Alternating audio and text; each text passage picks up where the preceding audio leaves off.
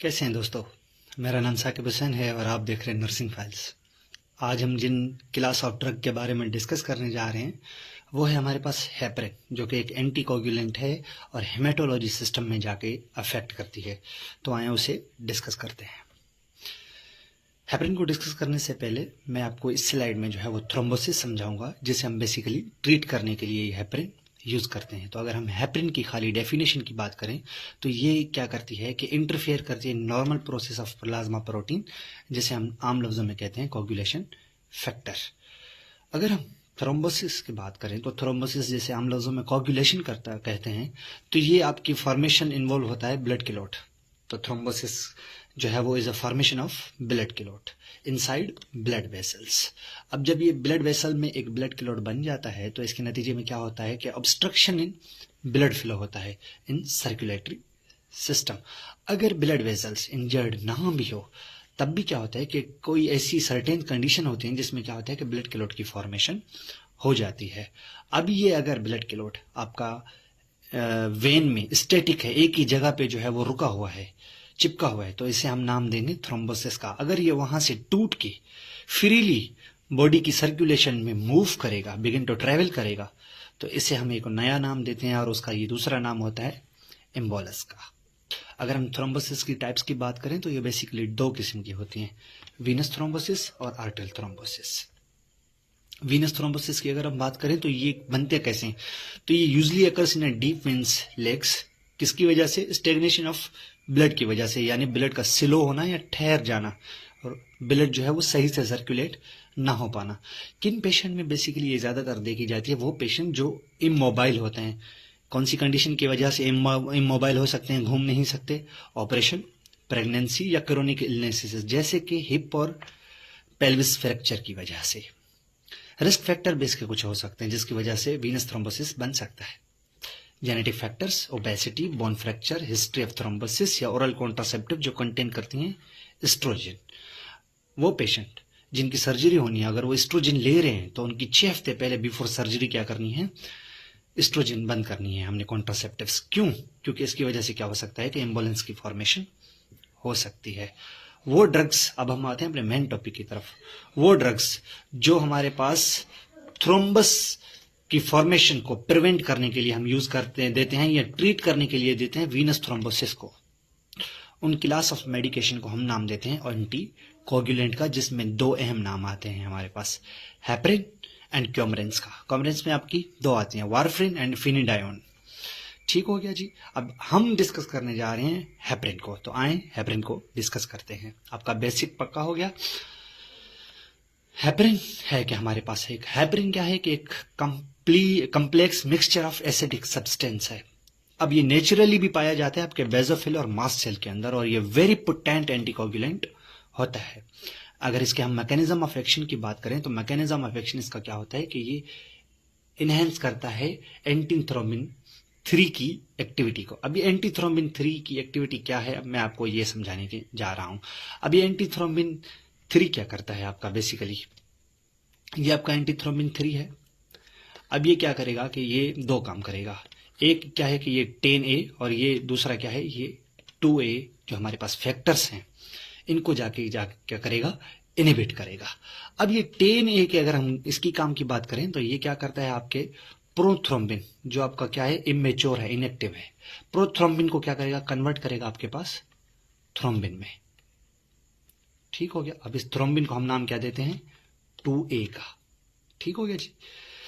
अब क्या होगा कि प्रोथ्रोम्बिन हमारे पास कन्वर्ट होगा थ्रोम्बिन में, तो यानी इसने पहला क्या काम किया? इस प्रोथ्रोम्बिन को जाके इनएक्टिव किया, तो यानी थ्रोम्बिन नहीं बन सकता। अगर जो बचा हुआ है हमारे पास थ्रोम्बिन, यानी बॉडी के सारे प्रोसेसेस को तो ये बंद नहीं कर सकता ना, तो दूसरा क्या काम करेगा?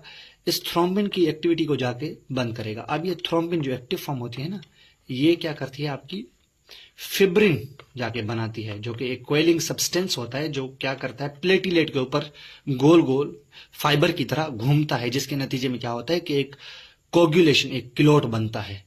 तो एंटीथ्रोम्बिन 3 बहुत अच्छा काम कर रहा है, और ये काम किस तरह से करता है? दो फैक्टर्स को जाके जो है वो इनहिबिट करता है। प्रोथ्रोम्बिन को इनहिबिट करने से क्या होगा कि थ्रोम्बिन नहीं बनेगा, और थ्रोम्बिन को इनहिबिट करने से क्या होगा? हमारे पास फिब्रिन नहीं बनेगा। अब हमारे पास क्या हुआ कि एक तीर से दो शिकार हो गए। इसी तरह से ये क्या करता है, अपना काम करता है। तो वही चीज यहाँ पे लिखी हुई है कि एंटी थ्रोम्बिन क्या करता है, इनहिबिट करता है आपके फैक्टर 10A और फैक्टर 2A को। 2A को हम नाम देते हैं थ्रोम्बिन का। अब ये 10A का काम क्या होता है कि ये प्रोथ्रोम्बिन को कन्वर्ट करता है थ्रोम्बिन में। अब ये अगर प्रोथ्रोम्बिन थ्रोम्बिन में कन्वर्ट नहीं होगा तो ये क्या नहीं कर पाएगा, फिब्रिन नहीं बना पाएगा। तो मेन हमारे पास टारगेट क्या है, फिब्रिन का नाम बनना।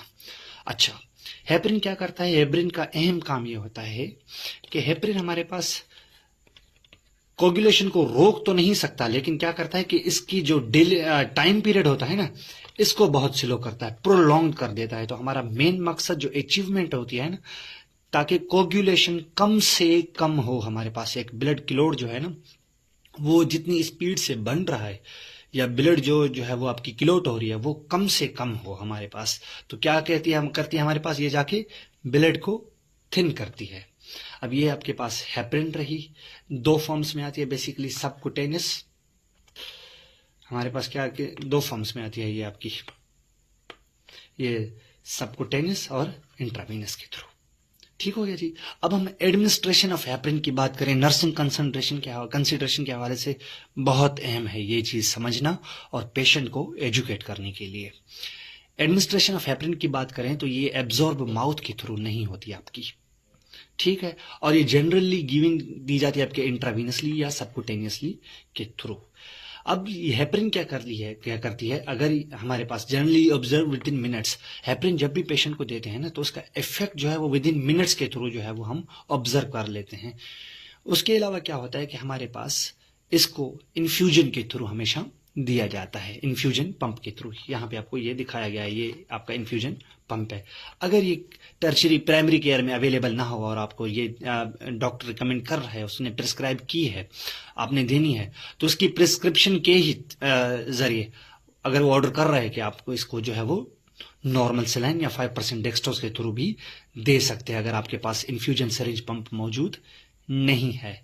उसके अलावा infusion rate must be carefully controlled by measuring activated partial thromboplastin time. एक एपीटीटी टाइम होता है हमारे पास, इसमें ये देखते हैं हम बेसिकली कि इस ट्यूब में, जो हमारे पास एक ट्यूब होती है, इसमें अगर हम ब्लड ले लेते हैं उस पेशेंट का जिसको हम हेपरिन दे रहे होते हैं, हम ये देखते हैं कि इसमें ब्लड कितनी जल्दी जो है वो कोगुलेट हो रहा है, जम रहा है, ठीक है। तो अगर ये बहुत ज्यादा देर कर रहा है, यानी 60 से 90 सेकंड जा रहा है, 40 से 60 सेकंड जा रहा है, तो हमें अंदाजा हो जाता है कि हेपरिन कितना असर दिखा रही है।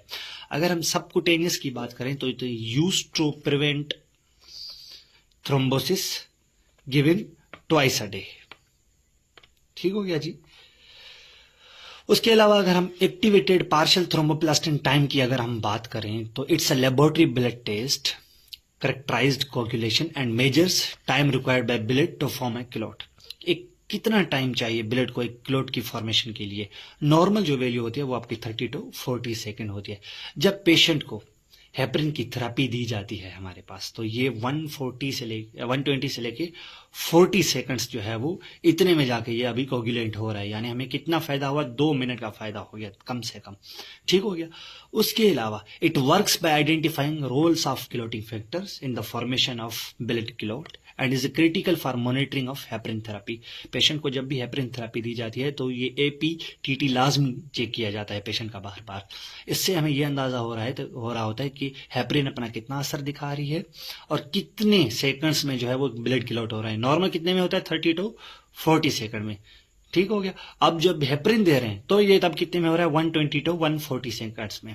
अगर इससे भी ये ज्यादा प्रोलॉन्ग्ड हो रहा है आपका जो है वो क्या कहते हैं हम ब्लड क्लॉट, तो ये दूसरी डिजीज को भी क्या कर सकता है, इंडिकेट कर सकता है, जैसे आपकी haemophilia, insufficient clotting protein, von Willebrand disease, life long bleeding disorder और एनी ब्लड और लिवर पैथोलॉजिकल कंडीशन। लिवर की हम क्यों बात कर रहे हैं, लिवर की इसलिए हम बात कर रहे हैं क्योंकि ये एंटी थ्रोम्बिन जो 3 होता है ना बेसिकली, जो को हमारे पास ब्लड क्लॉट करवा रहा है, ब्लड क्लॉट को डिसॉल्व कर रहा होता है, तो ये क्या करता है कि ये आपका लिवर से बनता है। अगर ये लिवर से नहीं बनेगा तो ये हमें अंदाजा हो जाता है कि कोई ना कोई पेशेंट को लिवर की भी कंडीशन हो सकती है। उसके अलावा अगर हम इनकी इंडिकेशन की बात करें एंटीकोगुलेंट की, तो ये हो रहा होता है कि हमारे पास इसे हम डीप वेन थ्रोम्बोसिस के लिए मेजोरिटी में यूज करते हैं, जो मैंने आपको डिटेल्ड में पढ़ाया, pulmonary embolism, ischaemic stroke, transient ischaemic stroke attack, coronary disease, artery disease, cardiac valve replacement और कोरोनरी एंजियोप्लास्टी के लिए भी हम देते हैं। Coagulation disorders like antiphospholipid syndrome and DIC, disseminated intravascular coagulation, dialysis में लाजमी देते हैं। जो भी पेशेंट जिनका डायलिसिस वार्ड में ड्यूटी लगी है वो देखते होंगे कि हेपरिन दी जाती है। सर्जिकल प्रोसीजर जैसे कार्डियो पल्मोनरी बाईपास, ईसीएमओ और पीसीआई, इनमें भी जो है वो हेपरिन को दिया जाता है। अगर हम इसके साइड इफेक्ट की बात करें जो नर्सिंग कंसंट्रेशन में हमारे पास बहुत अहम है, अनड्यू ब्लीडिंग, पेशेंट को क्या होगा कि ज्यादा ब्लीडिंग होगी, तो इसका एंटीडोट भी हमारे पास मौजूद है, और वो एंटीडोट का क्या नाम है, बहुत ही अहम है एग्जाम पॉइंट ऑफ व्यू से, protamine sulphate. Injection site reaction भी हो सकते हैं। हाइपरकैलेमिया पेशेंट को ज्यादातर जो है वो आपका देखा जाता है। हाइपरकैलेमिया क्यों देखा जाता है, क्योंकि ये क्या करता है, एल्डोस्टेरोन की प्रोडक्शन को जाके सप्रेस करता है, जिसके नतीजे में क्या होता है कि पोटेशियम की एक्सक्रीशन बाय किडनीज बिल्कुल लो हो जाती है। हेपरिन इंड्यूस्ड थ्रोम्बोसाइटोपिनिया भी हो सकता है। ओस्टियोप्रोसिस भी पेशेंट को देखा जा सकता है। क्यों? क्योंकि ये इंटरफेयर करता है विटामिन के, जो इन्वॉल्व होता है आपके बोन मेटाबॉलिज्म में।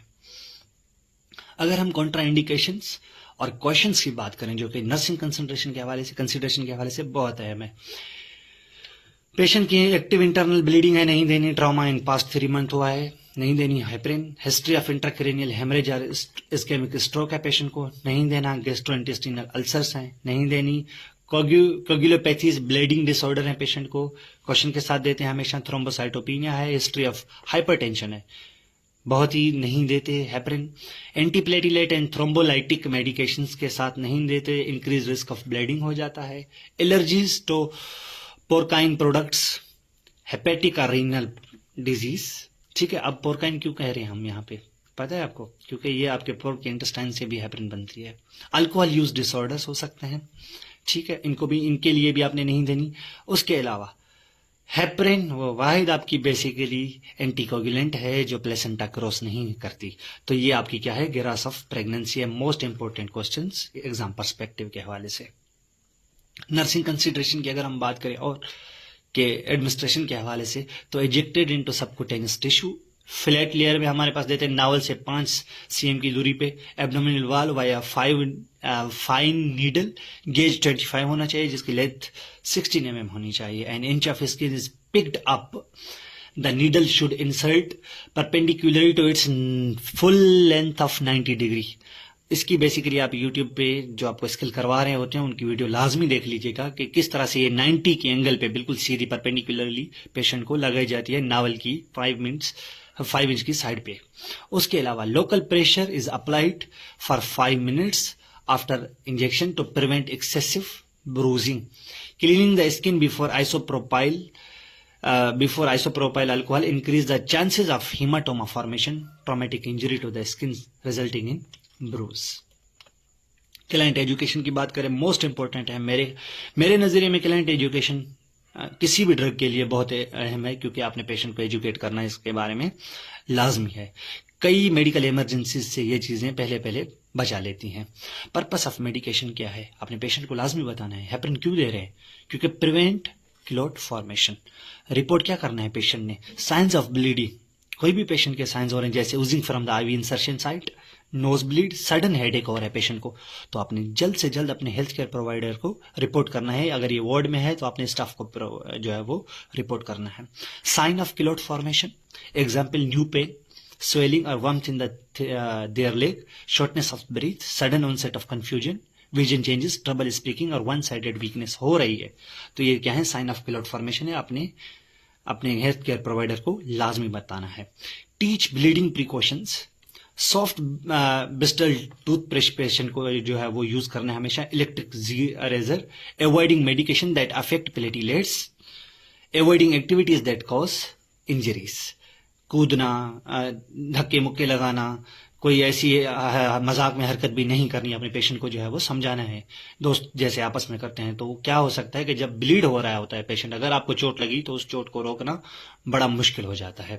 कॉन्टैक्ट हेल्थ केयर प्रोवाइडर, कब कॉन्टैक्ट करना चाहिए? जैसे माइनर ब्लीडिंग के साइंस हो, bleeding gums, nose bleeds longer than normal menstrual periods. Female patient को आपने ये समझाना है कि अगर नॉर्मल मेंस्ट्रुअल पीरियड्स की जो लेंथ होती है उससे ज़्यादा आ रहे, लॉन्गर आ रहे हैं, तो अपने हेल्थ केयर प्रोवाइडर को अपने को लाजमी बताना है।